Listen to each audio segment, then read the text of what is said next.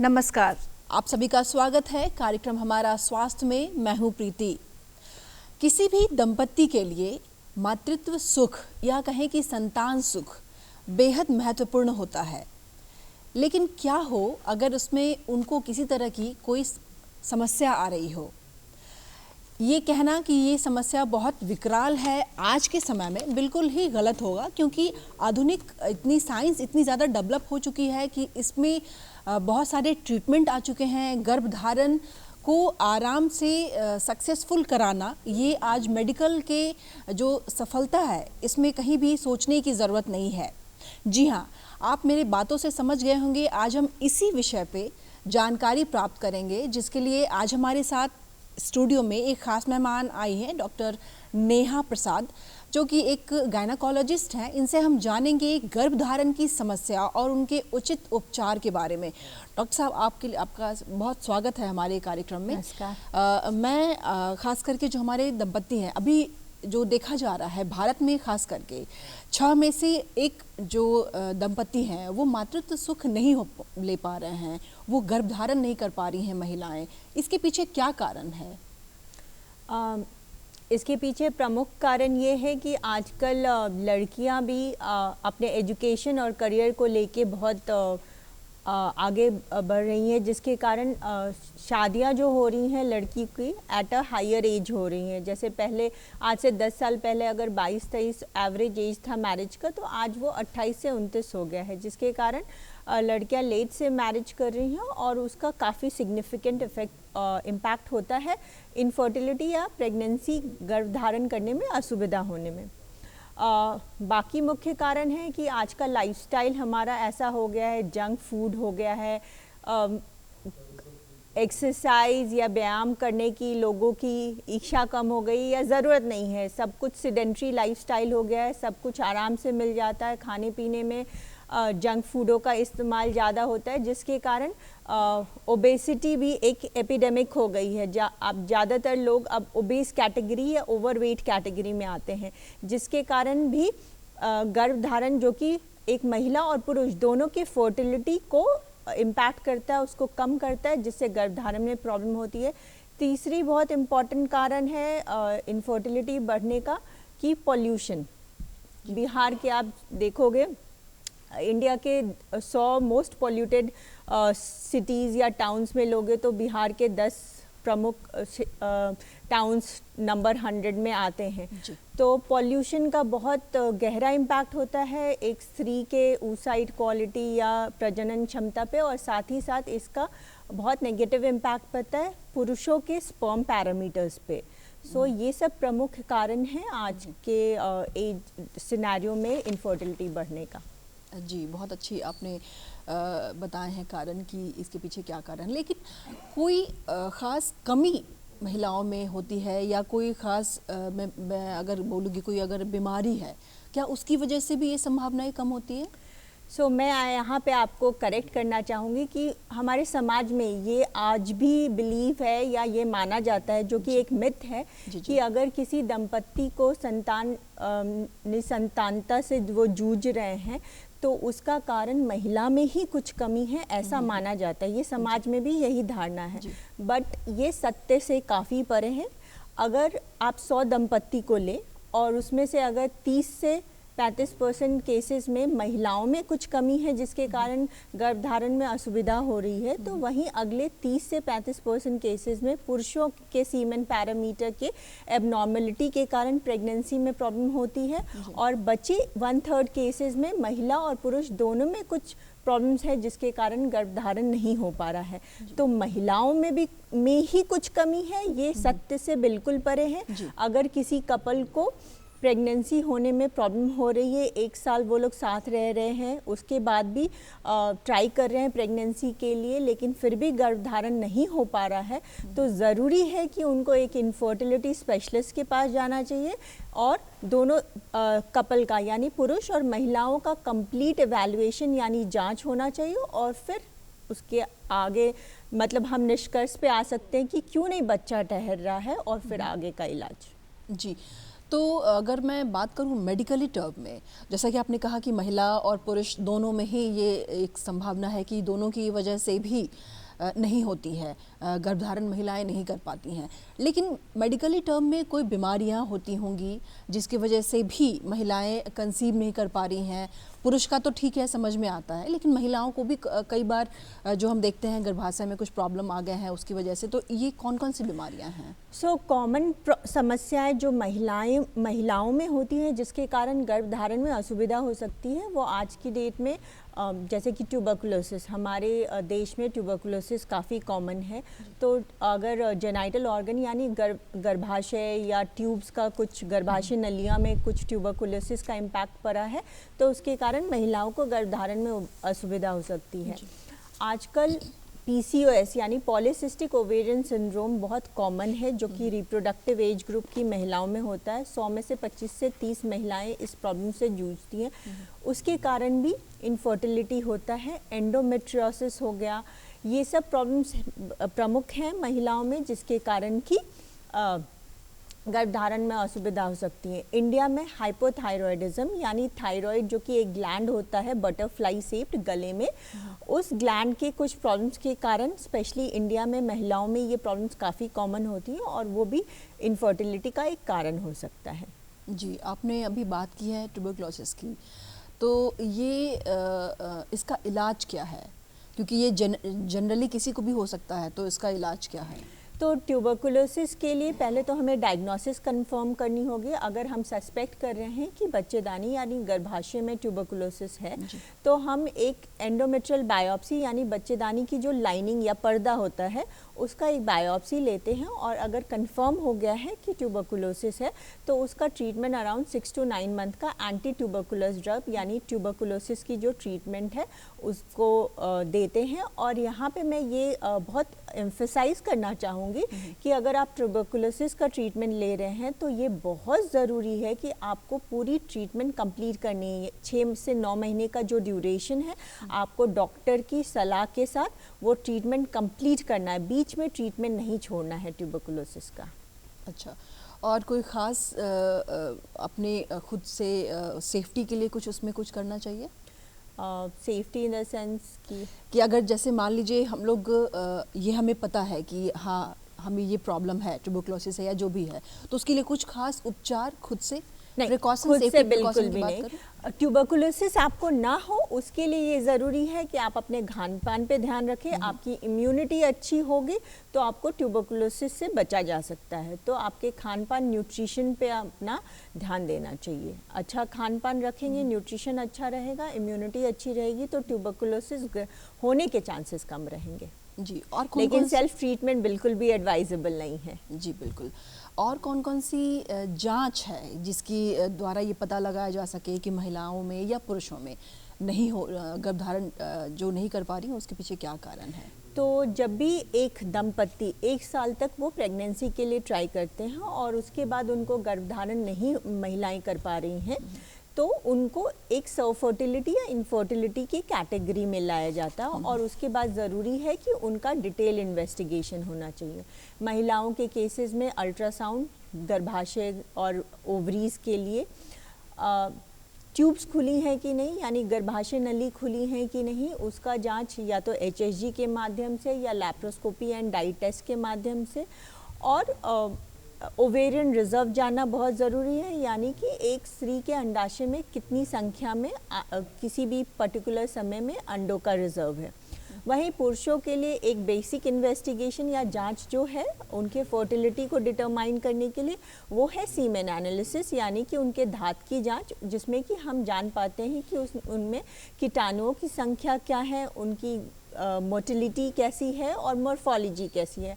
तो ये basic investigation है एक दंपत्ति के लिए जो गर्भधारण में असुविधा फेस कर रहे हैं, और इन जांच के बाद हम किसी निष्कर्ष तक पहुंच सकते हैं कि बच्चा क्यों नहीं ठहर रहा और उस हिसाब से इलाज होगा। इलाज करते हैं, बिल्कुल।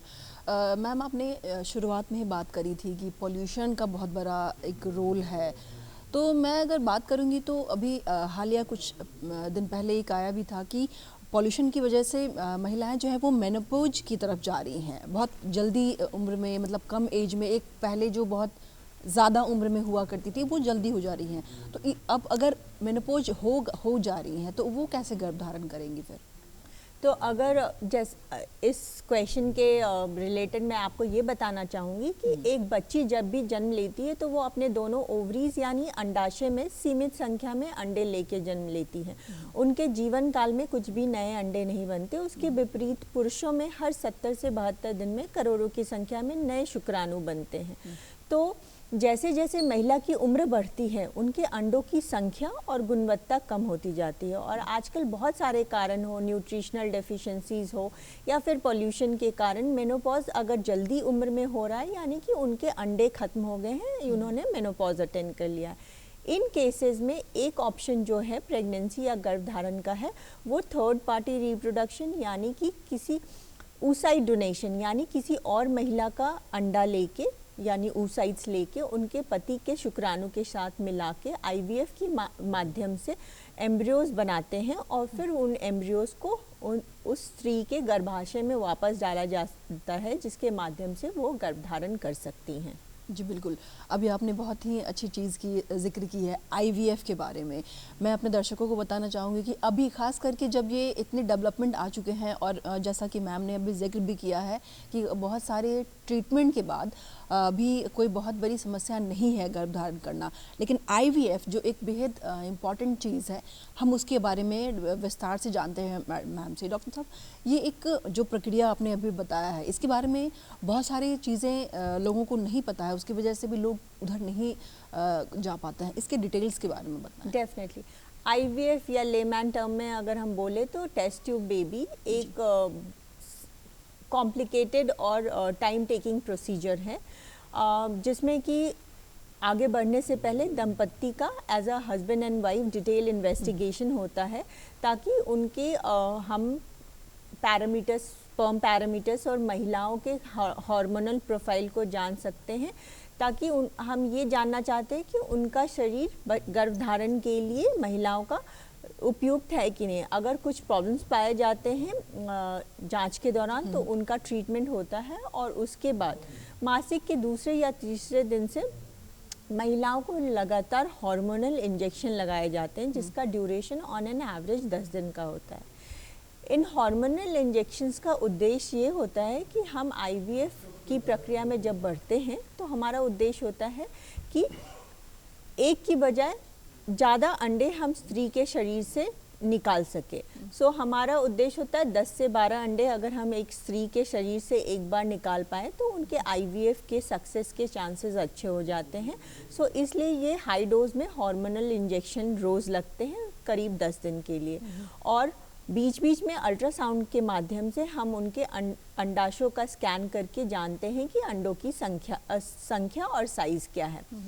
जब मोस्ट ऑफ द अंडों की संख्या और साइज़ अराउंड 18 to 20 मिलीमीटर्स हो जाती हैं तो फिर फाइनल एक ट्रिगर इंजेक्शन लगा के उसके 35 आवर्स के बाद OT में एनेस्थीसिया के अंदर हम लेडी के शरीर से सारे अंडे निकाल लेते हैं। जिस दिन अंडे निकाले जाते हैं उसी दिन हस्बैंड भी सीमेन सैंपल देते हैं और फिर ये जो भ्रूण बनाने की प्रक्रिया जो आमतौर पर स्त्री के शरीर में होती है वो हम उनके शरीर के बाहर लैब में करते हैं जिसका ड्यूरेशन अराउंड 5 डेज़ का होता है। सो 5 डेज़ की प्रक्रिया होती है ये भ्रूण बनाने की जो शरीर के बाहर लैब में होती है और जब ये भ्रूण तैयार हो जाते हैं तो उसे वापस गर्भाशय में डाल दिया जाता है जिससे कि एक महिला गर्भधारण कर सके। अच्छी क्वालिटी के अगर हम भ्रूण डालते हैं जिसे ब्लास्टोसिस बोलते हैं, अच्छी क्वालिटी के अगर 2 भ्रूण डाले गए तो ऑलमोस्ट IVF का सक्सेस रेट अराउंड 65% होता है एक बार एम्ब्रियो ट्रांसफ़र के बाद।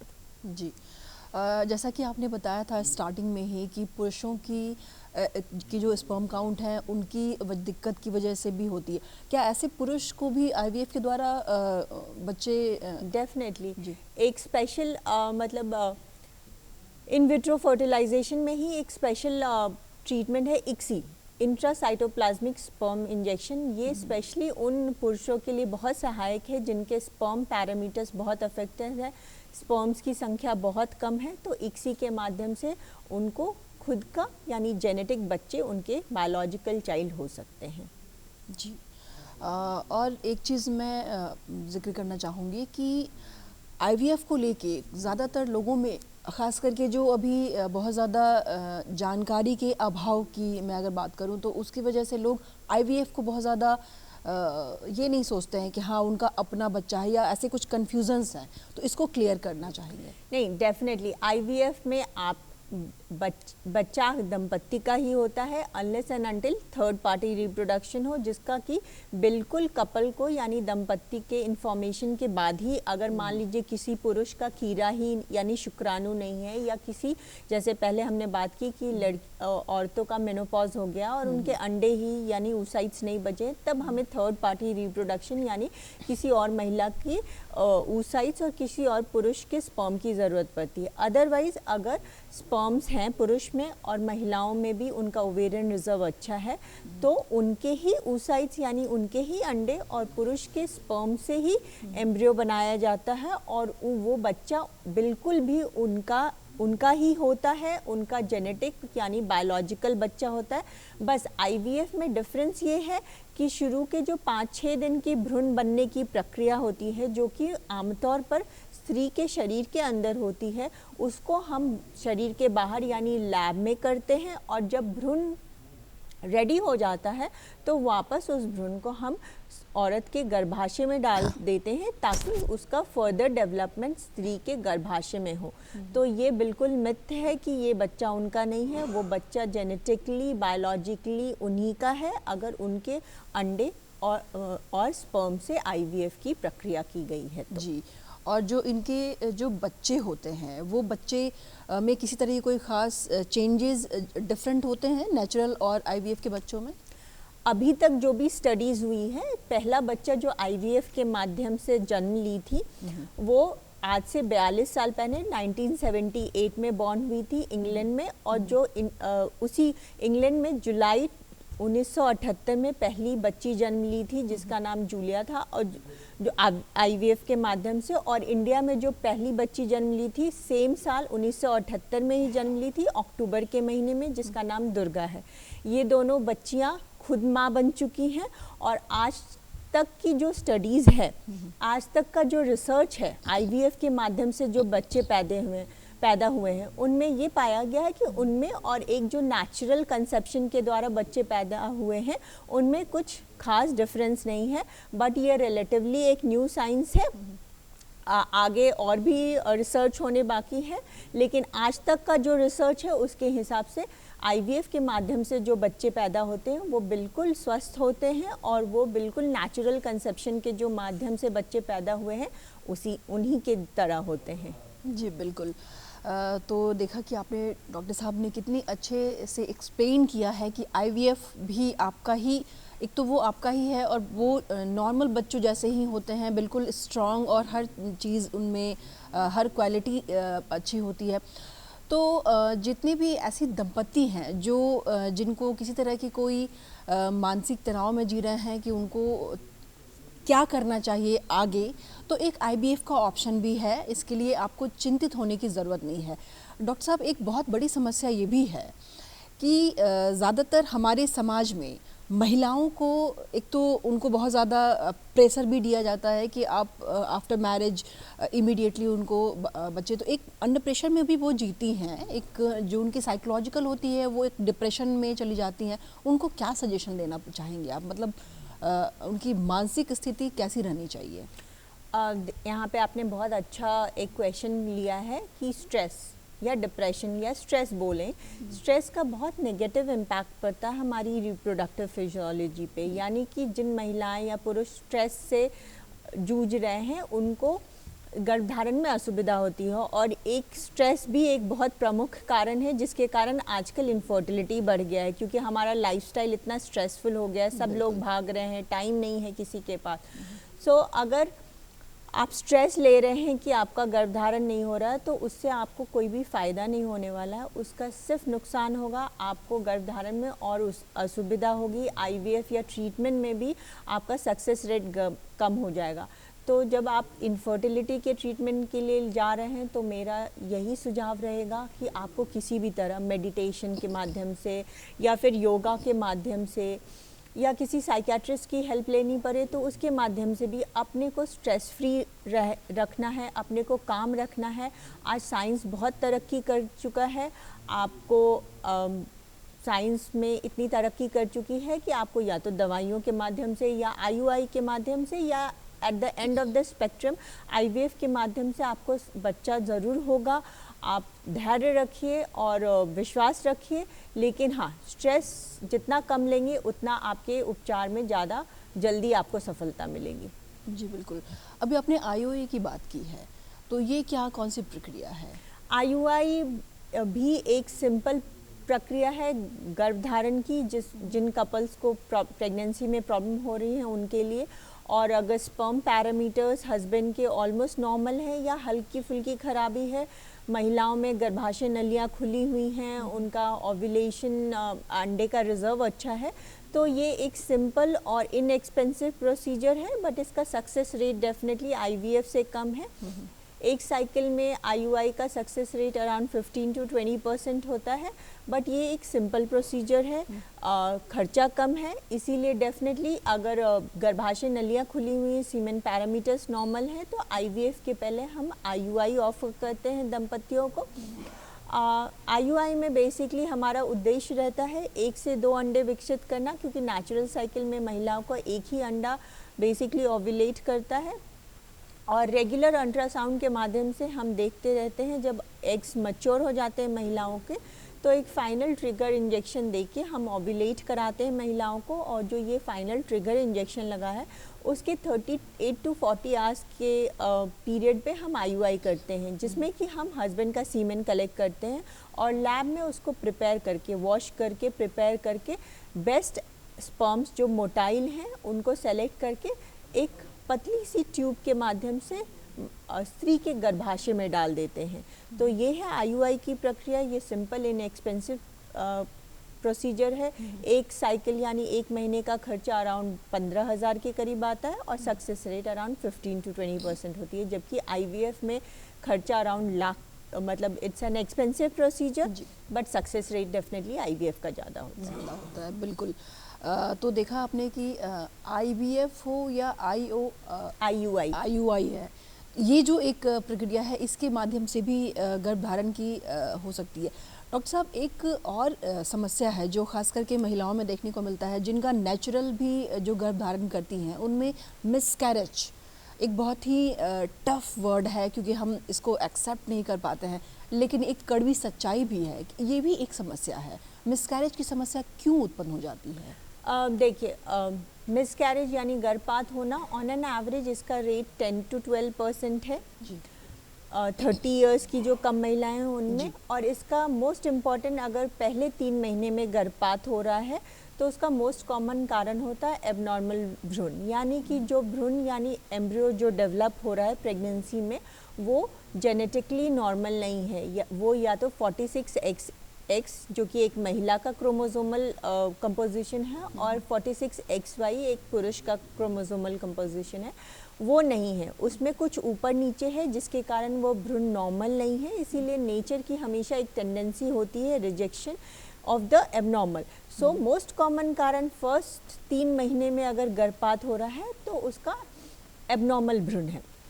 अगर किसी महिला को 2 बार या 2 बार से ज़्यादा गर्भपात हो चुका है तो उसके लिए हम स्पेशल टर्मिनोलॉजी यूज़ करते हैं, रिकरेंट प्रेगनेंसी लॉस, यानी कि बार बार महिलाओं को गर्भपात हो रहा है। उस सिचुएशन में ज़रूरी है कि ये दंपति इनफर्टिलिटी स्पेशलिस्ट या गायनोकोलॉजिस्ट के पास जाएं, जो कि उनका डिटेल में इन्वेस्टिगेशन करेंगे कि बार बार क्यों गर्भपात हो रहा है और उस हिसाब से उनका उपचार करेंगे, ताकि उन्हें फ्यूचर में मिसकैरेज ना हो और वो एक महिला हेल्दी प्रेगनेंसी टर्म तक कैरी कर सके। बिल्कुल। डॉक्टर साहब ने बहुत अच्छी जानकारी आपको दी है कि मेंटल पीस रहिए, व्यायाम करिए, स्वस्थ भोजन करिए, इन सब से कंसीव करना बहुत बड़ी बात नहीं है। और अगर उसमें भी संभावना कम होती है तो भी मेडिकली साइंस इतना डेवलप कर चुका है कि अब बहुत ज़्यादा चिंतित होने की ज़रूरत नहीं है। डॉक्टर साहब, समय बहुत कम है हमारे पास भी और अब वक्त हो चला है, तो हम चाहेंगे कि हमारे दर्शकों को चलते चलते, खास करके महिलाओं को, हमारी जो बहनें हैं, उनको क्या सजेशन देना चाहेंगी आप किस तरह के खान पान, किस तरह के उनके दिनचर्या, जीवन शैली होनी चाहिए जिससे वो एक स्वस्थ दंपति सुख प्राप्त कर सकें? सो मैं यही बोलना चाहूँगी, हेल्दी डाइट यानी कि साग सब्जियाँ, दाल, दूध, प्रोटीन, हाई प्रोटीन डाइट, और एक्सरसाइज लाइफ में आपके होना चाहिए, दिनचर्या में होना चाहिए।